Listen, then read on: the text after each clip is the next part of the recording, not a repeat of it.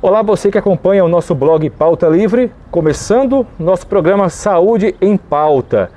Nesta semana, nós celebramos uma data bem importante, Dia Internacional ou Mundial da Saúde. Aconteceu na quarta-feira, dia 7 deste mês. Dr. Paulo Santana, vamos falar sobre essa data que é muito importante, ainda mais nesse tempo de uma pandemia que assusta todo o mundo. Isso, Dedo. Veja, o Dia Mundial da Saúde foi criado em 1950, pela Organização Mundial da Saúde. Ela foi logo depois de 2 anos da criação da Organização Mundial da Saúde. Então, a data veio para homenagear a criação dela em 1948. Então, ele vem à Organização Mundial da Saúde como órgão das Nações Unidas, para poder oferecer saúde para todos. Ainda temos muitos desafios no mundo, a prevenção, a promoção da saúde, a questão principalmente do acesso aos serviços de saúde, que ainda, até hoje, o mundo ainda demanda muito essa situação, para que todo mundo possa ter acesso a serviços de saúde com qualidade, e com garantia de assistência médica a todos que dela necessitarem. Pois é, então datas importantes, 1948, 1950. Isso. E agora, em 2021, desde 2020, a gente vivenciando esse tempo tenso. Não é momento tenso, não é falar somente que é momento da ideia de que é algo rápido, breve, e infelizmente não é breve. Estamos há 1 ano já de pandemia.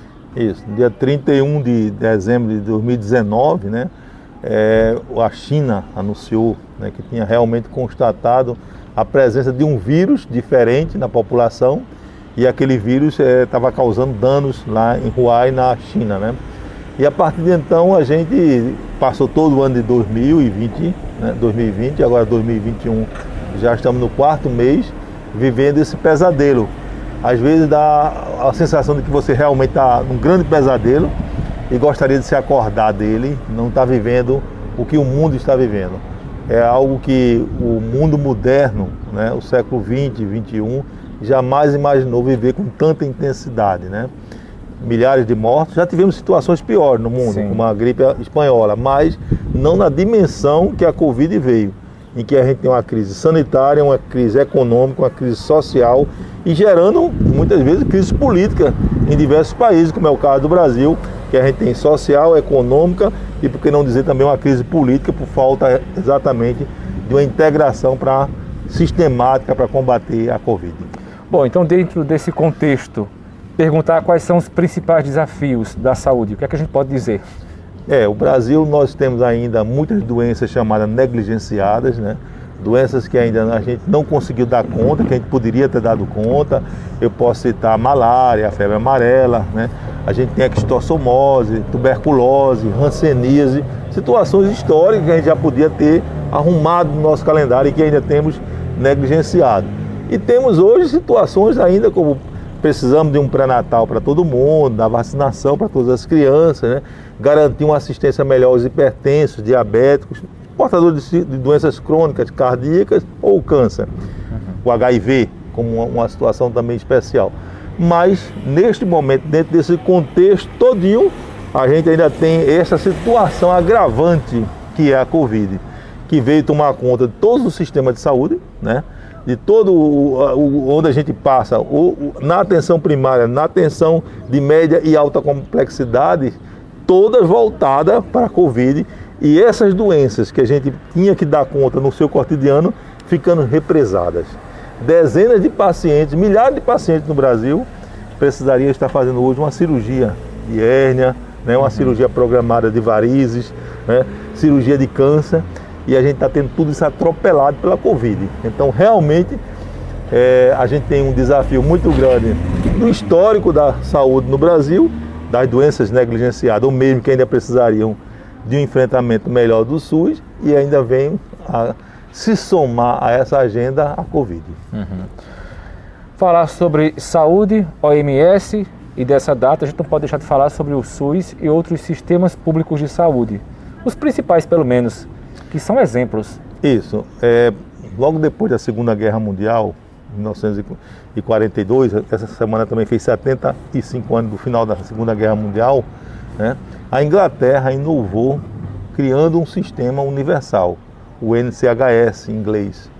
Esse sistema chamava atenção porque o próprio primeiro-ministro Churchill, vitorioso com as forças aliadas na Primeira Guerra, era contra criar um sistema universal na Inglaterra. E depois de 6 meses de uma grande batalha lá, de disputa com o setor médico, implantou-se um grande sistema na Inglaterra. E isso também se espalhou pelo mundo. A gente tem sistemas universais muito bons na Europa, a gente pode citar o caso da França, a gente pode citar a Alemanha, ou o sistema canadense, né, aqui na América do Norte. E sistemas como o de Cuba, também o sistema socialista, também muito bom. Mas o Brasil, né, vem nessa onda, né, do sistema inglês, do sistema canadense, do sistema europeu, como eu falei, França e Alemanha, ou mesmo do de Cuba, com as diferenças específicas de regimes, né? Sim. Mas o sistema brasileiro, ele tem uma característica que chama atenção em relação ao canadense e, por exemplo, o inglês, pela dimensão continental, né? Nenhum desses dois países, o Canadá tem uma dimensão continental como nós temos, mas não a população. Certo. 220 milhões de pessoas sendo ofertada assistência à saúde ou medidas de saúde, não necessariamente é o médico e o remédio, mas, por exemplo, a vigilância sanitária é oferecida a todos os brasileiros. Sim. A vigilância nos aeroportos, né? No porto, no aeroporto, tudo isso é ofertado. A água, né? Como é que é feito a vigilância da água, do ar, né? Tudo isso é ofertado para todos os brasileiros, isso é SUS. Vacinas, por exemplo, transplante é o SUS, né? Transfusão de sangue, a gente tem o câncer, principalmente, é universal no Brasil. Então a gente tem hoje, eu diria, um sistema no Brasil que o seu grande diferencial é a sua dimensão, né? E sua ousadia de um país que não tem os recursos econômicos da Inglaterra nem do Canadá, tem uma população muitas vezes maior, mas consegue ofertar um sistema que tem muitos desafios ainda a ser superados, muitos mesmo, inclusive de qualidade, mas é um sistema que precisa avançar, melhorar, para que a gente possa cada vez mais dizer a cada brasileiro: olha, você está tendo Covid, por exemplo, e está disputando a vacina e consegue ter isso num sistema gratuito, universal, porque nós, desde 1988, vemos construindo esse grande sistema brasileiro. Como é que a gente poderia, se é que é possível fazer isso, imaginar esse momento aqui do Brasil sem um SUS? Realmente é um exercício muito difícil você imaginar que você vai ter pessoas, na dimensão que o Brasil tem. A gente tem em torno, pelo menos, de 80 milhões de pessoas que não têm recurso financeiro para comer, né? Então esses 80 milhões, no mínimo, como é que eles iriam pagar por uma assistência? Ele não teria condições, né? Nós temos no Brasil em torno de 40 milhões de pessoas que poderiam pagar um sistema privado. De 220, 40 milhões. Ou seja, nós temos em torno de 180 milhões de pessoas que dependem do SUS, né? Em algumas cidades, Caruaru, né, a gente vai ter uma dependência maior. A gente, quando faz estudos sobre Caruaru e a dependência da população de Caruaru ao SUS, ela chega a 90%. Apenas 10% dessa população não precisaria, entre aspas, da assistência do SUS. 10%. Pegar uma cidade pequena, menor, Riacho das Almas, quase 100% da população é dependente do SUS. Então o SUS realmente é um instrumento de luta, é um instrumento de avanço social que o Brasil vem construindo desde 88 e que, eu volto a dizer, precisa melhorar muito, mas a gente precisa trabalhar em defesa do SUS para que ele seja fortalecido e cada vez mais ele possa fazer o que ele tem feito na Covid e em outras situações que a gente vive no Brasil.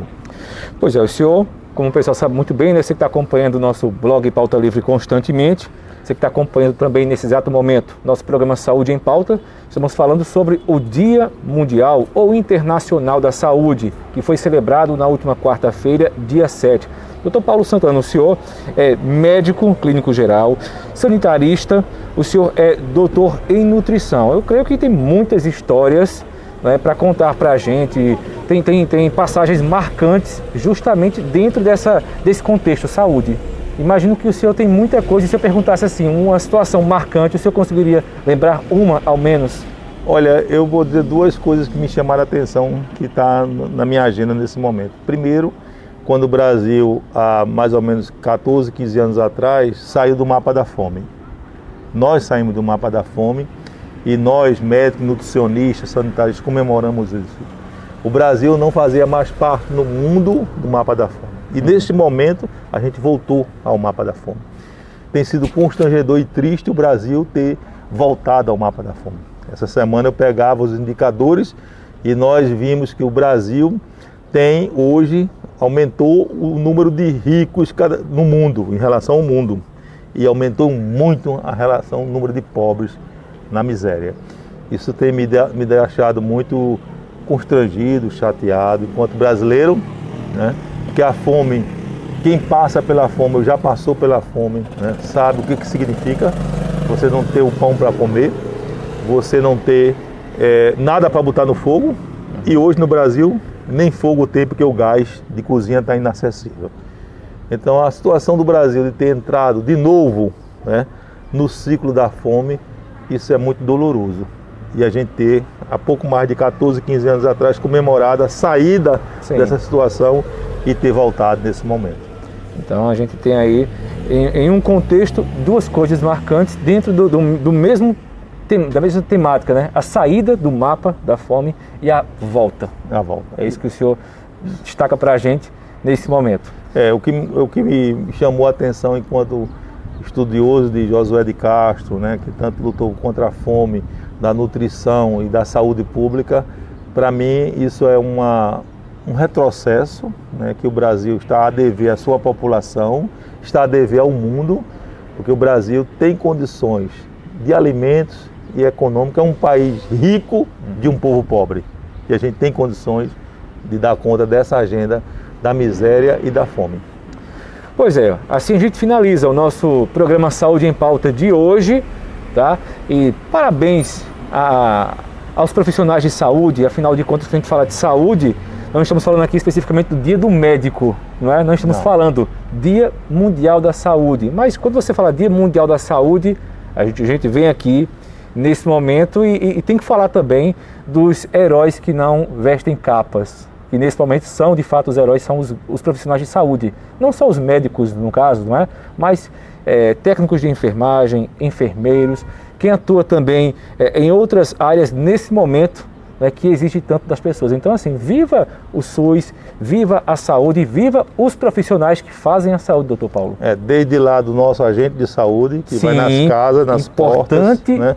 Personagem. Isso, que faz todo aquele diagnóstico inicial, né, que contempla todas aquelas ações importantes na saúde, passando por todos nós na escala, de um motorista de ambulância, de um maqueiro, né, de um médico, de um enfermeiro, de um nutricionista, de um odontólogo, de um psicólogo, bom, desse conjunto, né, e desses outros atores que compõem a luta pela saúde, né, porque a luta pela saúde, ela extrapola o setor saúde, está na produção de alimentos, está no saneamento básico, né, está no meio ambiente, está nas nossas vidas. Então, esse é o conjunto que a gente parabeniza de uma sociedade que pode se dar as mãos e superar grandes desafios. É isso. A você, muito obrigado pela audiência. Cuide-se bem, mantenha os cuidados e a gente se encontra no próximo programa. Dr. Paulo Santana, mais uma vez, muito obrigado.